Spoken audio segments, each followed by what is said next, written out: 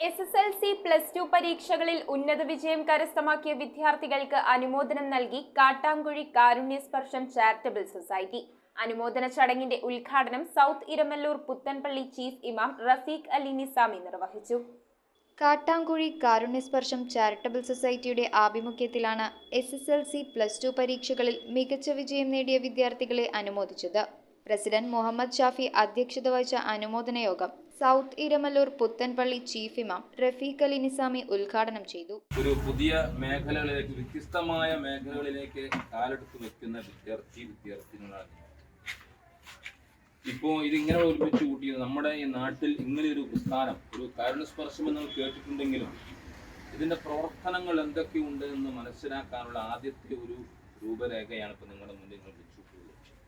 ചടങ്ങിൽ രക്ഷാധികാരി Muhammad Rafeeq, secretary Salahuddin, Muhammad Faisal, KU Naufal, Muhammad Ponakkudi, MA Ansil, VM Aliyar, TA Siyad, KM Saifuddin, Ibrahim Vattappara, Sharafuddin Malayil എന്നിവർ സംസാരിച്ചു. News bureau, Kothamangalam.